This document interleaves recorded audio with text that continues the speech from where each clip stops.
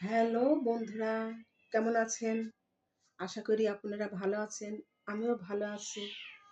কিন্তু আমি তো নাচতে পারি না। আপনারা হয়তো মনে করেন কি নাচানাচি করে। আমি সময় পাই না। নাচবো কেমন করে? যে নাচতে হলে সময় দেওয়া লাগে। কিন্তু আমি সেই সময়টুকু পাইনি। এই সময়টুকুর মধ্যে আধা ঘন্টা সময়টুকুর মধ্যে আমি ৩-৪ টি ভিডিও করি।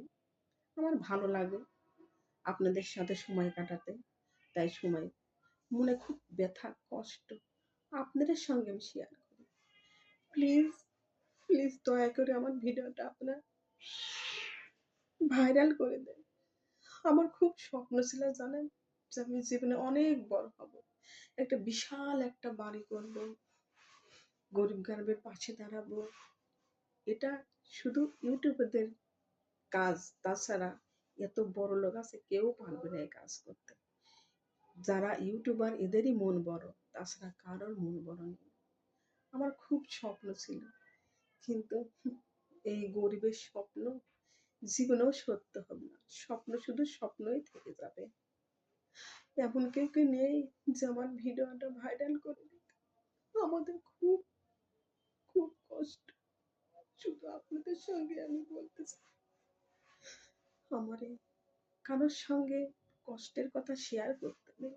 সবাই উপহাস করে, রহস্যের পাত্রে ভরে। কিন্তু আল্লাহর তাআলার কাছে অনেক অনেক সুখী। আমার চাইতেও অনেকে কত কষ্টে আছে। আল্লাহ যেমন রেখেছে এই আলহামদুলিল্লাহ। এর যে আর গরিব বেশি কিছু আশা করে না। গরিবদের কোনো কিছু আশা করতে নেই।